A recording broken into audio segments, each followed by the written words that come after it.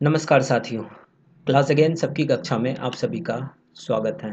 मेरा नाम है चंद्रलोक भारती और आज हम लोग जो डिस्कस करने वाले हैं वो हैं, आप सभी लोग देख पा रहे हैं, president is not an exception. Supreme court का ये आदेश है। Supreme court allows judicial review of president governors note on states bill.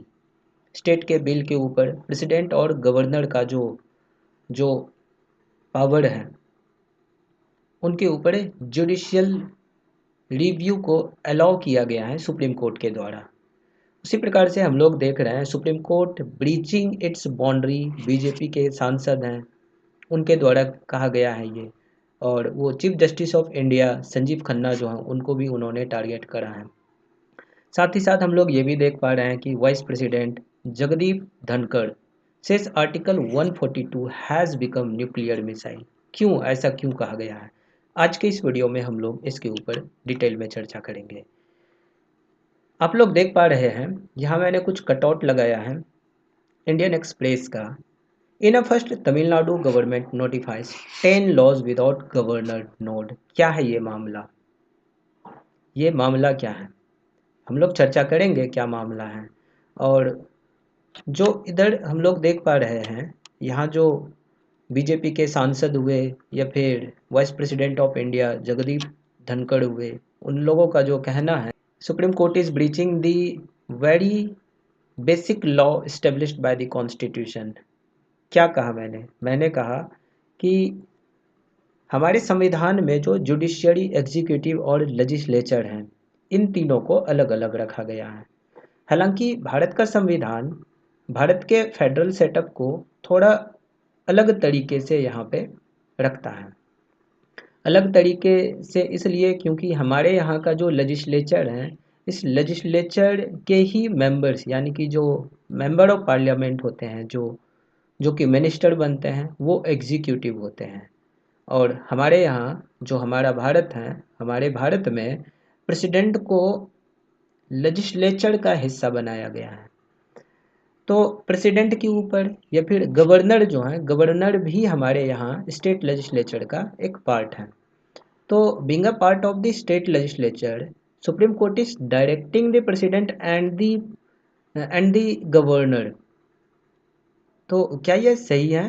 क्या सुप्रीम कोर्ट का इंटरवेंशन लेजिस्लेचर में होना चाहिए? एग्जीक्यूटिव तक तो चलो, अगर उन्होंने कुछ गलत डिसीजन लिया तो उनके ऊपर इनका आदेश हो सकता है, बट यहाँ क्या हो रहा है कि यहाँ सुप्रीम कोर्ट ने डायरेक्ट किया है, यहाँ सुप्रीम कोर्ट आदेश दे रहा है। सुप्रीम कोर्ट ने प्रेसिडेंट के जो पावर्स हैं, इनके जो एक्सक्लूसिव राइट्स हैं, इनके जो जुरिडिक्शंस हैं, उसमें ये इंटरवीन कर रहे हैं, जो कि संविधान के द्वारा प्रोवाइड करा गया है। तो सुप्रीम कोर्ट प्रेसिडेंट और to seek our opinion. Who is our, यहाँ पे सुप्रीम कोर्ट आवर है, यानी कि प्रेसिडेंट को सुप्रीम कोर्ट का ओपिनियन लेना चाहिए। If governor reserves bill claiming it's unconstitutional, अगर गवर्नर बिल को रिजर्व रखता है और उनको अनकॉन्स्टिट्यूशनल कहता है, तो हम लोग जानते हैं कि ये जो बिल होता है, बिल पास करने के दौरान मान लेते हैं पार्लियामेंट में, लोकसभा में पास हो गया, राज्यसभा में पास हो गया, और यहाँ पास होने के बाद फिर प्रेसिडेंट के पास जाता है, प्रेसिडेंट के एसेंट के लिए जाता है। और अगर बिल के ऊपर प्रेसिडेंट का एसेंट मिल जाता है तो वो बिल हमारा एक्ट बन जाता है, यानी कि बिल से एक्ट तक का सफ़र करने में प्रेसिडेंट का हाथ है, प्रेसिडेंट का हाथ है। या फिर अगर स्टेट लेजिस्लेचर की बात होती है तो वहाँ पे गवर्नर का रोल होता है। तो इसका मतलब ये हुआ कि प्रेसिडेंट और गवर्नर हमारे लेजिस्लेचर के पार्ट हुए। स्टेट लेजिस्लेचर में गवर्नर हो गए और जो सेंट्रल लेजिस्लेचर है, यूनियन लेजिस्लेचर है, जो पार्लियामेंट है, तो वहाँ के पार्ट प्रेसिडेंट हो गए। तो that is why here president and governor is the part of the legislature. तो vice president Jagdeep Dhankhar says article 142 has become nuclear missile. क्यों कहा गया है ऐसा? Vice president Jagdeep Dhankhar has strongly criticised the supreme court over its recent ruling that let down deadline for. तो कुछ ruling दिया गया था, तो उसके ऊपर हम लोग चर्चा करेंगे।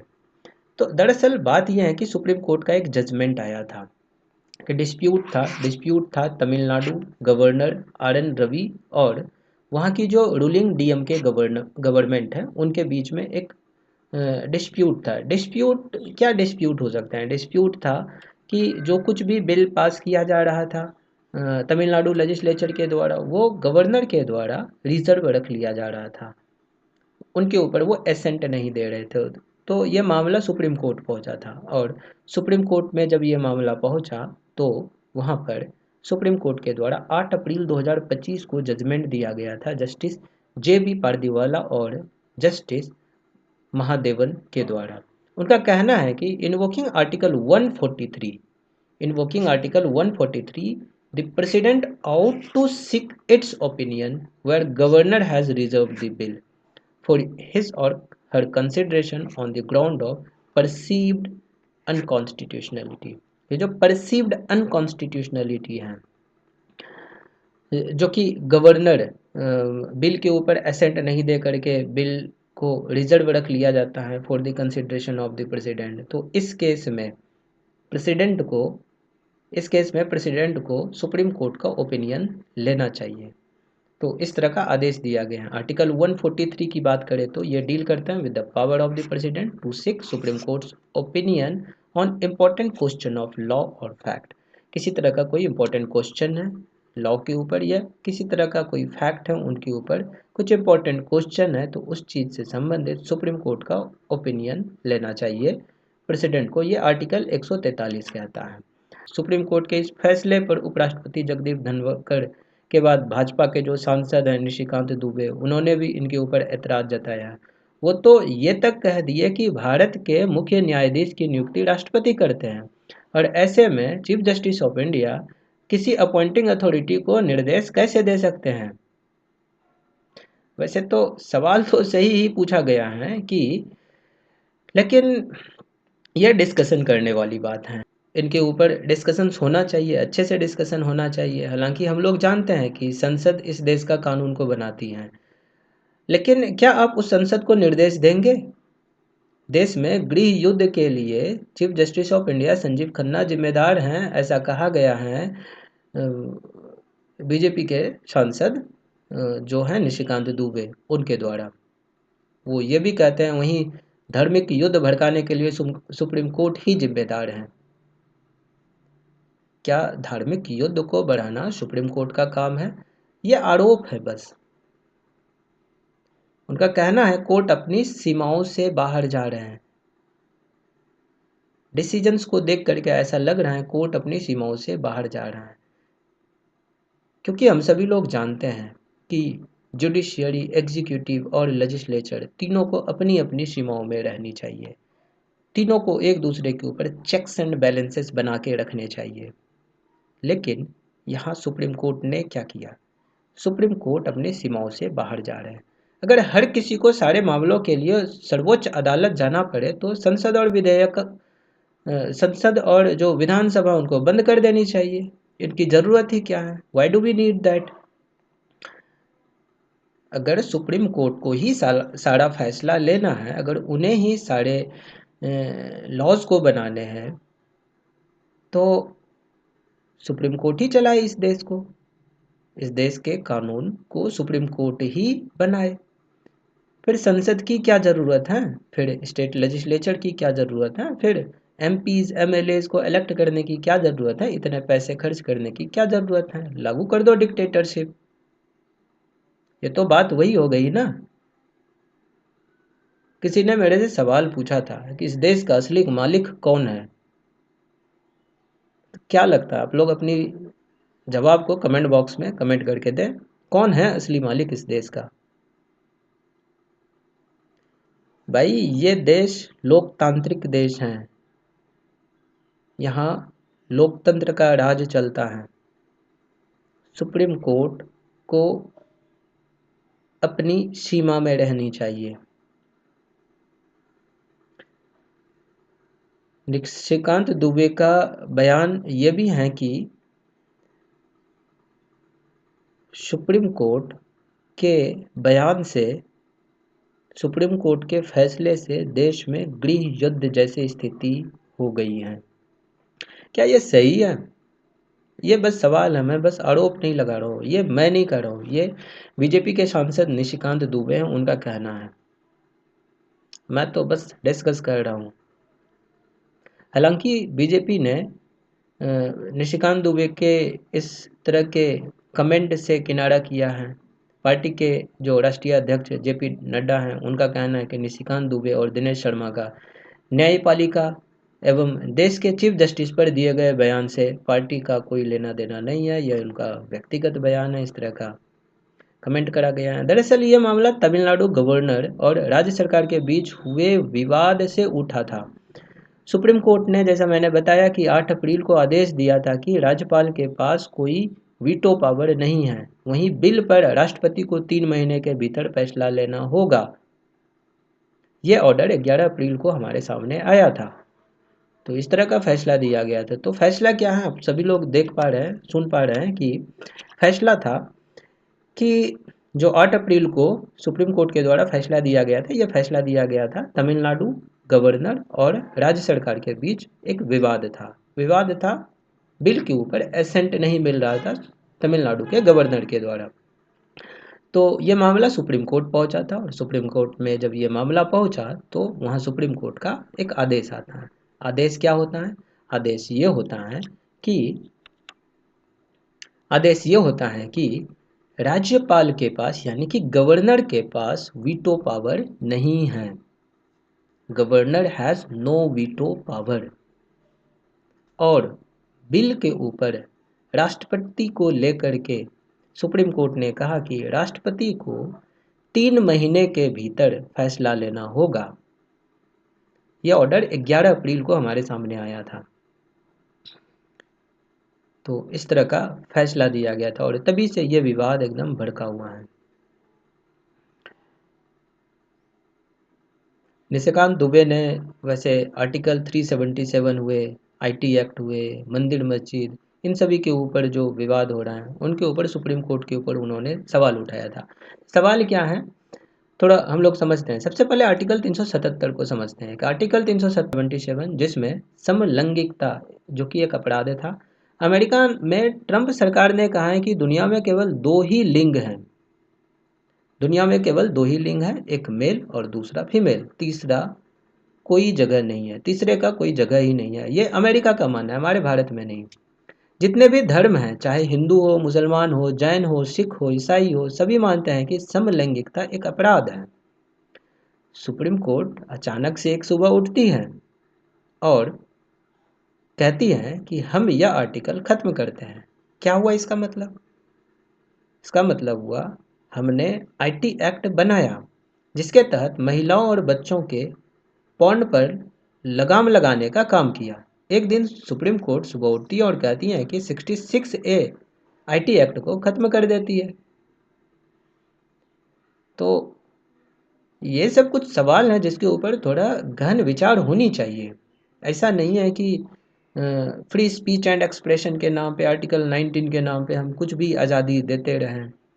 आज़ादी एक हद तक ठीक है, लेकिन उसी प्रकार से आर्टिकल 141 कहता है कि हम जो कानून बनाते हैं वो लोअर कोर्ट से लेकर सुप्रीम कोर्ट तक लागू होता है।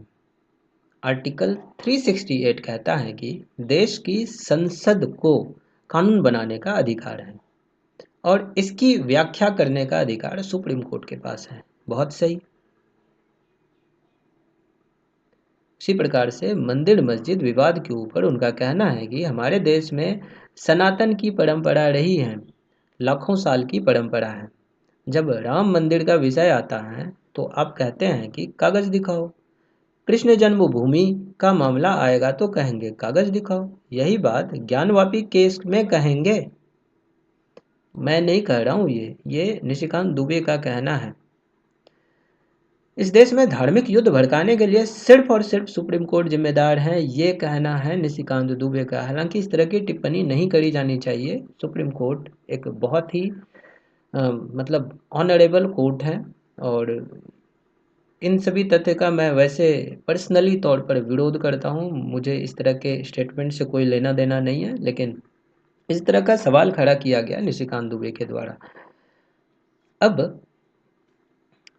बीजेपी जो है, बीजेपी इस तरह के बयान का समर्थन नहीं कर रही है। उन्होंने इस तरह के बयान से किनारा किया है, लेकिन कुछ सवाल तो हैं जो कि जिनके ऊपर सही तरीके से विचार होने चाहिए, गहन अध्ययन होने चाहिए।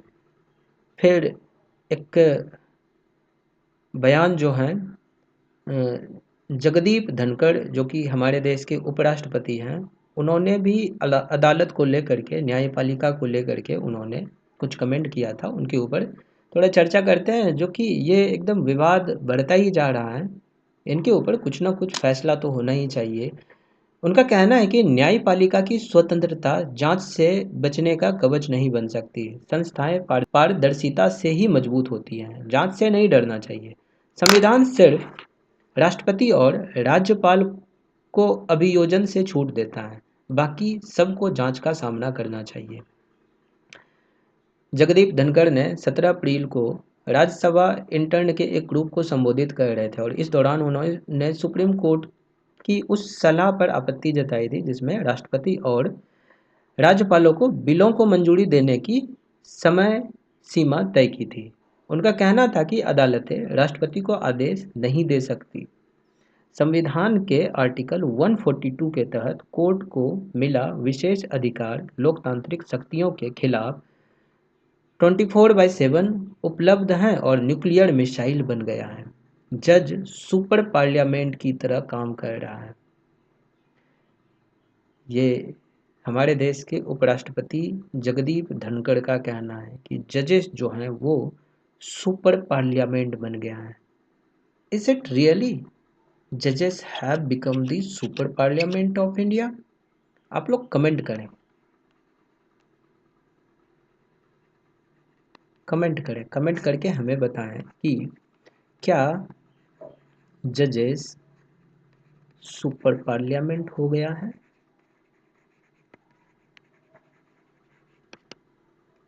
क्या जजेस सुपर पार्लियामेंट हो गया है? फैसला से तो ऐसा ही लग रहा है। ये मेरा विचार है, फैसला से तो ऐसा ही लग रहा है। सुप्रीम कोर्ट का जो फंक्शन है, what is the function of supreme court? Comment करें और बताएं हमें सुप्रीम कोर्ट का क्या फंक्शन है। जहाँ तक मैं सोच पा रहा हूँ, सुप्रीम कोर्ट का फंक्शन है, he is the custodian of the constitution, protector of the fundamental rights, and it also maintains the supremacy of the constitution. हमारे संविधान की सुपरमेसी को मेंटेन करना सुप्रीम कोर्ट का काम है। सुप्रीम कोर्ट हमारे देश के संविधान का कस्टोडियन है, प्रोटेक्टर है हमारे फंडामेंटल राइट का। और किसी भी तरह का अगर डिस्प्यूट होता है सेंटर और स्टेट के बीच में, या फिर किन्हीं दो स्टेट के बीच में, तो ये फेडरल डिस्प्यूट को सॉल्व करने के लिए सुप्रीम कोर्ट ही जिम्मेदार है। And it is also the highest court of appeal, supreme court का ही काम है। It has a consultative role where it acts as advisor to the president और एनी इशूज ऑफ लॉ और fact which is of public importance. ये function है supreme court का। अब अगर ये फंक्शन है सुप्रीम कोर्ट का, तो सुप्रीम कोर्ट ने तो साफ साफ कहा ही है कि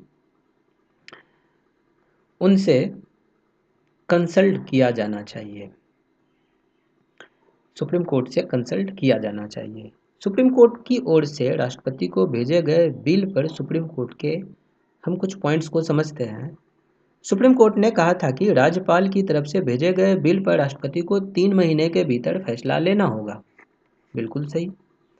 दरअसल 8 अप्रैल को सुप्रीम कोर्ट ने तमिलनाडु और राज्यपाल के मामले में ऐतिहासिक फैसला लिया था। अदालत ने कहा था कि राज्यपाल को विधानसभा की ओर से भेजे गए बिल पर 1 महीने के भीतर फैसला लेना होगा। इसी फैसले के दौरान अदालत ने राज्यपालों की ओर से राष्ट्रपति को भेजे गए बिल पर भी स्थिति स्पष्ट की थी। यह ऑर्डर 11 अप्रैल को सार्वजनिक किया गया था। 11 अप्रैल की रात वेबसाइट पर अपलोड किए गए ऑर्डर में सुप्रीम कोर्ट ने संविधान के अनुच्छेद 201 का हवाला दिया और सुप्रीम कोर्ट ने कहा कि राज्यपालों की ओर से भेजे गए बिल के मामले में राष्ट्रपति के पास पूर्ण वीटो या पॉकेट वीटो का अधिकार नहीं है। Yes, this is the point to be noted. राज्यपालों की ओर से यानी कि गवर्नर की तरफ से जो बिल भेजा जाएगा, किनको? राष्ट्रपति को। तो जो बिल रिजर्व किया गया गवर्नर के द्वारा, और आप लोग कमेंट करके हमें बताएं कि जो राष्ट्रपति हैं, राष्ट्रपति के पास कौन कौन से वीटो पावर हैं। तो वीटो के पावर के ऊपर ही हम लोग अभी चर्चा कर रहे हैं। तो गवर्नर जो हैं, गवर्नर बिल को रिजर्व करके रख सकते हैं, और बिल को रिजर्व करके रखने के बाद ये बिल प्रेसिडेंट के कंसेंट के लिए भेजा जाता है। तो अब यहाँ पे क्या है कि सुप्रीम कोर्ट का कहना है कि राज्यपाल की ओर से जो बिल भेजा जाएगा, इस तरह के मामले में राष्ट्रपति के पास पूर्ण वीटो नहीं है, यानी कि कंप्लीट वीटो नहीं है, या फिर पॉकेट वीटो का भी अधिकार नहीं है। ठीक है, बहुत सही। उनके फैसले की न्यायिक समीक्षा की जा सकती है, और बिल की संवैधानिकता का फैसला न्यायपालिका करेगी। यानी कि ये बिल कॉन्स्टिट्यूशनल हैं या कॉन्स्टिट्यूशनल नहीं है, इस बात का फैसला न्यायपालिका करेगी। मतलब कि लेजिस्लेचर में जुडिशियरी का इंटरवेंशन। सुप्रीम कोर्ट का कहना है कि बिल पर अगर 3 महीने के भीतर फैसला नहीं लिया गया, बिल पर अगर 3 महीने के अंदर फैसला नहीं लिया गया, तो राष्ट्रपति को राज्य को इसकी वाजिब वजह बतानी होगी। यानी कि the president has to cite the appropriate reasons for not giving the consent over the bill. ये सुप्रीम कोर्ट का कहना है, और इसके लिए समय सीमा भी तय की गई है, 3 महीने के भीतर ऐसा करना होगा। सुप्रीम कोर्ट ने कहा कि अनुच्छेद 201 कहता है कि जब विधानसभा किसी बिल को पास कर दे, उसे राज्यपाल के पास भेजा जाए और राज्यपाल उसे राष्ट्रपति के पास विचार के लिए भेज दे, इस स्थिति में राष्ट्रपति को बिल पर मंजूरी देनी होगी, या फिर बताना होगा कि मंजूरी नहीं दे रहे हैं। तो नहीं देने के पीछे का वजह बताना पड़ेगा, कारण बताना पड़ेगा। सुप्रीम कोर्ट ने यह भी कहा कि आर्टिकल 201 के तहत राष्ट्रपति के निर्णय की न्यायिक समीक्षा की जा सकती है। अगर बिल में केंद्र सरकार के निर्णय को प्राथमिकता दी गई हो, तो कोर्ट मनमानी या दुर्भावना के आधार पर बिल की समीक्षा करेगी। अदालत ने कहा कि बिल में राज्य की कैबिनेट को प्राथमिकता दी गई हो, और राज्यपाल ने विधेयक को मंत्रिपरिषद की सहायता और सलाह के विपरीत जाकर फैसला किया हो, तो कोर्ट के पास बिल की कानूनी रूप से जांच करने का अधिकार होगा। बहुत ही इम्पोर्टेंट जजमेंट है। एक तरह से जुडिशियल रिव्यू यहाँ पे दिया गया है कि जुडिशियल रिव्यू हो सकता है कि अगर वो एसेंट नहीं देते हैं तो। साथ में उन्होंने ये भी कहा कि सर्वोच्च न्यायालय ने ये स्पष्ट किया है कि जब कोई समय सीमा तय हो तो वाजिब टाइमलाइन के भीतर फैसला करना चाहिए। राष्ट्रपति को बिल मिलने के 3 महीने के भीतर फैसला लेना होगा। मतलब ये अनिवार्य होगा, फैसला लेना अनिवार्य होगा, और यदि देरी होती है तो देरी का कारण बताना होगा।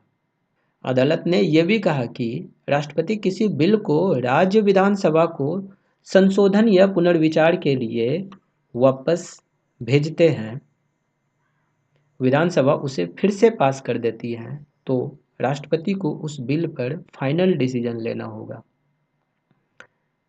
और बार बार बिल को लौटाने की प्रक्रिया रोकनी होगी। तो ये इम्पोर्टेंट डिसीजन, ये इम्पोर्टेंट जजमेंट दिया गया है सुप्रीम कोर्ट के द्वारा। तो साथियों, अपनी राय आप लोग कमेंट बॉक्स में लिख करके हमें ज़रूर बताइएगा कि आपकी राय क्या है। आज के लिए इस वीडियो में इतना ही। मिलते हैं हम लोग अगली वीडियो में। नमस्कार, जय हिंद।